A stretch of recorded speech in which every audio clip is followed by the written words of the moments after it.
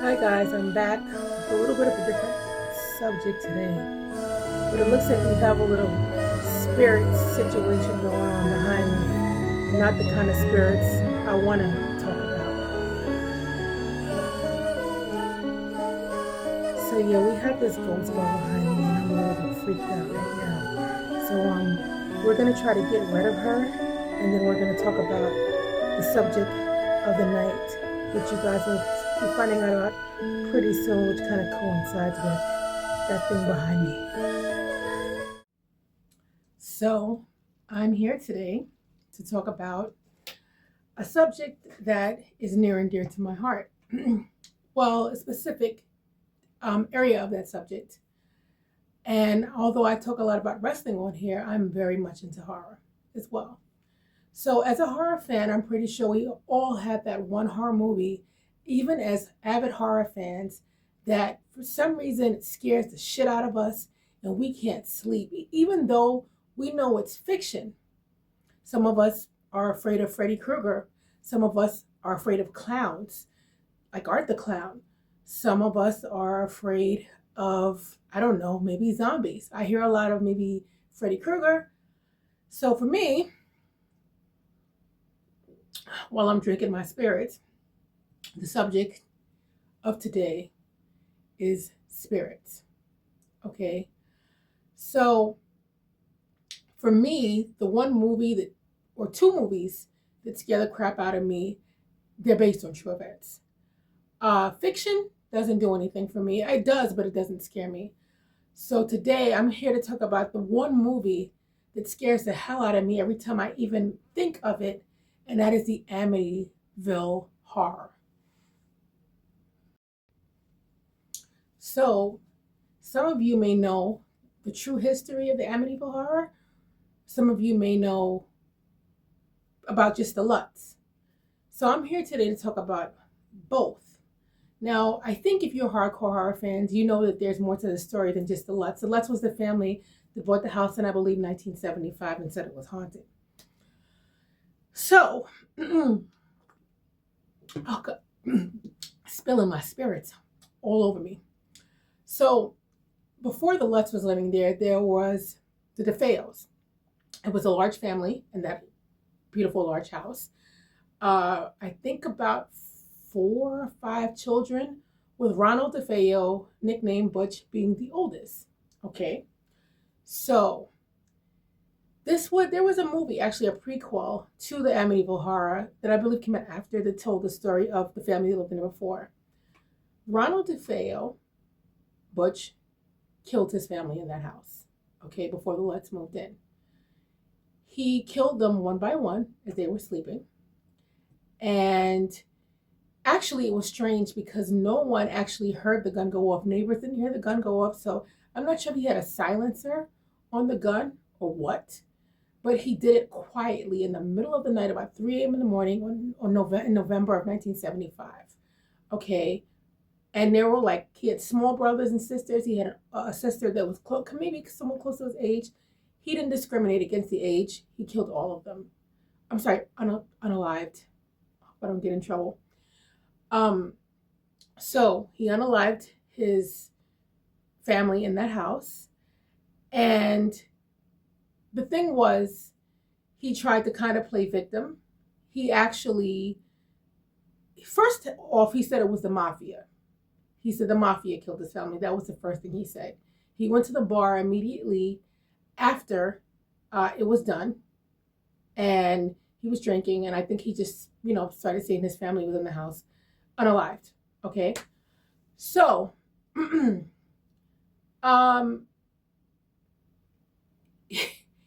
this guy was a piece of work, Ronald DeFeo. So in his futile attempt to have an alibi, he actually was such a piece of shit. He crapped on his mother, even in her death. He said that her food was so awful that he went out for the night to eat. So he wasn't even there when the murders occurred. Just goes to show you what a piece of shit he was.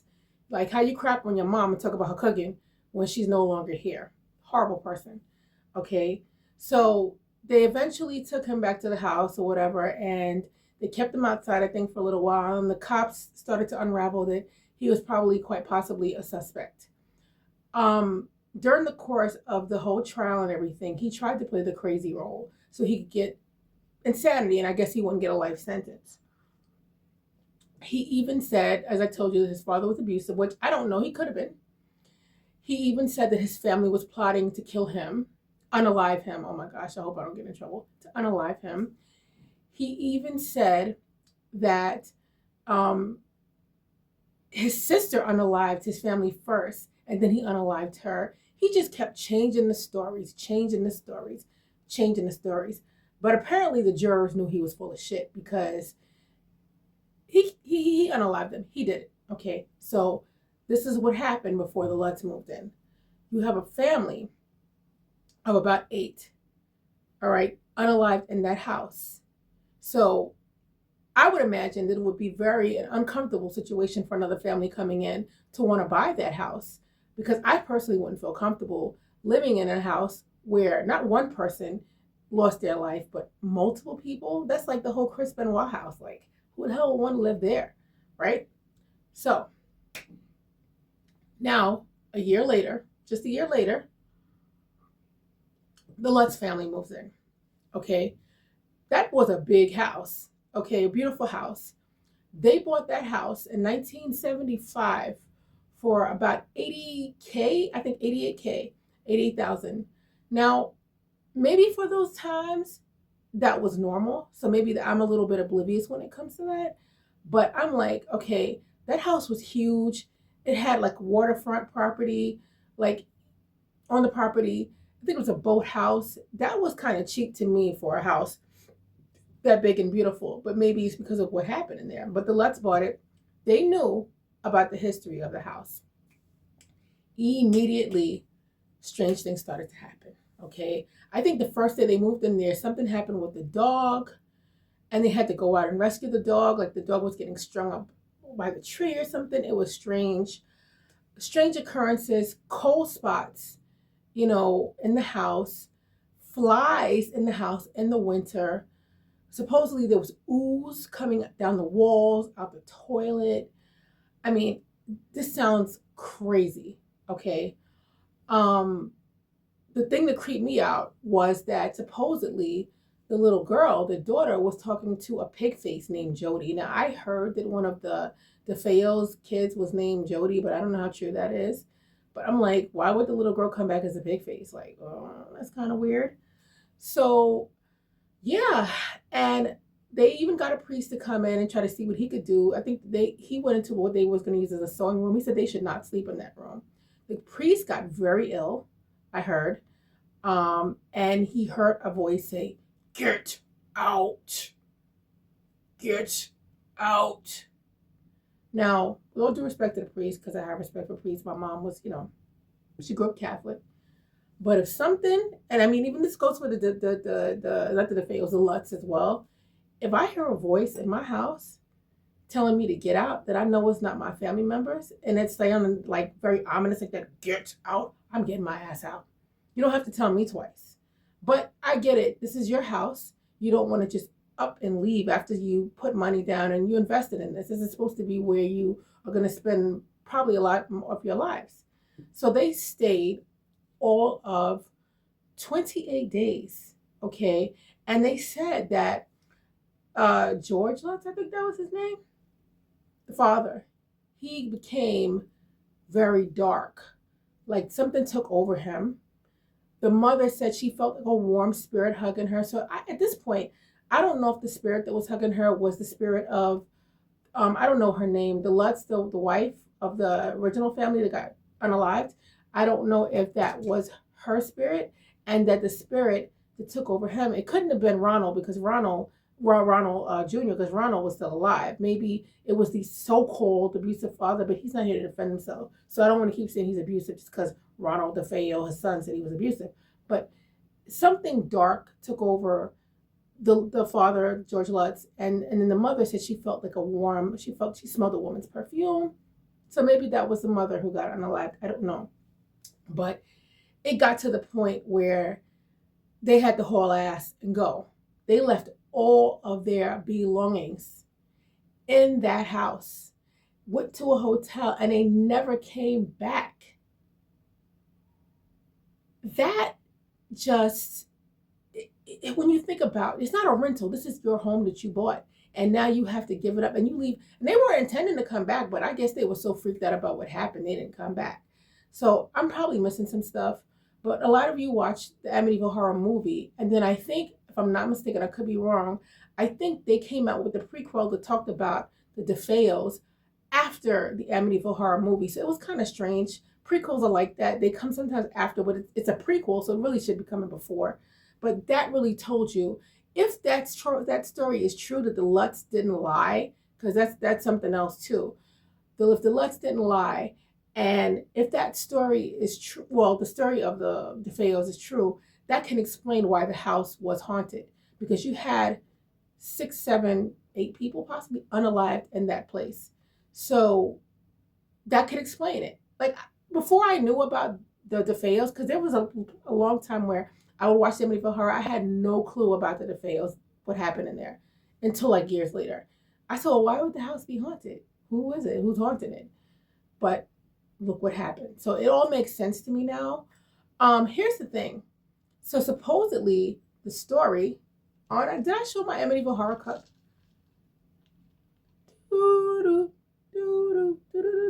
Anyway, supposedly the story was debunked, and that the Lutz made it all up, sensationalized it for a book and a movie to make money. I don't know what to believe, because I do believe that unrested spirits can haunt a place, but supposedly it was debunked. So I really don't know, because that, since the Lutz left, that house has been bought 4 times, and the families living in there claim that nothing strange has happened. So what is really the truth? What is the truth behind the Amityville Horror? Even if it is supposedly made up, the fact that 6, 7, 8 people were unalived in there, it does not sit well with me. It doesn't sit well with me, and I wouldn't want to live there, even if the Lutz did make it up. Because, sometimes if one person, even natural causes, loses their life in an apartment, you're like, maybe I can deal with it, but it's still a little weird. But when that, in that manner, no. So, but that's another question. Why was it sold so much? People think, oh, well, the families living in there had no issues, but it was sold 4 times. Now, apparently one of the families stayed in there almost 30-something years, so they said there was no problem. So that's a good sign. But I don't know. It's strange. It spooks the hell out of me even to this day. And there's other things, like supposedly before the DeFeos even lived there, there was some dark history where supposedly, I don't know, I don't even know if this part is true, there was some kind of burial ground on those premises, and maybe that could have contributed. I mean, Ronald DeFeo said he heard voices. I think that was due to his drugs. That's another part that I left out. He was also on a lot of drugs. So I'm not buying his bullshit. But this is what he claimed. He said he heard voices. He said a lot of things to get off the hot seat. But eventually, he died in prison. And now he's rotting in hell. But that is my first legit long horror post. I usually post shorts. Okay. And I wanted to just tell you guys about the one horror movie that really spooks me. I still watch it, but sometimes I have a hard time going to sleep if I watch it. And there were people who had the memoirs or something who bad things happened to them. Like, seriously, it's very intriguing, but it's also kind of scary. Before I go, I'm going to tell you guys this. I don't live that far from the Amityville house. I don't live in Long Island, but it's just a hop and a skip away in a car. I'm in Queens. We're in Queens, and we can hop on the train and go. I've been through Amityville before. My friend actually went there, and he took a picture across the street from the house, and he was asking if we wanted to go. I kind of want to go, but I'm also a little nervous because I feel like if there are spirits in that house, they can attach to you. So I'm kind of on the fence about what I want to do. The horror fan in me that's intrigued by these things would like to see the house, and you do it in a respectful way. You don't go in front directly in front of the property, but you kind of stay across the street. Sometimes I've even heard he said that the owners came out and said, sure, you can take a picture as long as you take it across the street. But it's that history. You don't know if this is really made up. Well, we know the Fayos thing is for real. We don't know if the Lutz made this up or if this is real. If the house was really truly haunted. So if it really is, we don't want those spirits to attach. And I'm just a little on the fence, but I'm also intrigued. So I don't know. If I go, I will keep you guys posted. But I did have a friend on Facebook. I think he's not there anymore. He said he went into that house because one of the families had bought the house after the Lutz, and he said there was some weird feelings, like cold spots. So I don't know. I don't know if he was telling me just to scare the shit out of me. But listen, I can watch horror movies all day, laugh about it. But when it comes to the Amityville horror and the Exorcist, especially the Amityville horror, it hits me differently. It hits me differently. Like it chills me to the bone and to the depths of my soul. I don't want to drag this out, but I'll tell you one thing. Another one I don't fuck with, I don't even watch the movie, is that damn Annabelle, because that was a real true story. And people messing with that doll? I don't do Annabelle. But I love horror, so. But tell me what you think. Do you think that the Lutz made this up? Or do you think that the house was inhabited by spirits? Warm, evil, Jody? Oh my gosh. Tell me what you think, because I think there was some probably truth to it, but I want to know what you guys think. Fact or bullshit? Until next time.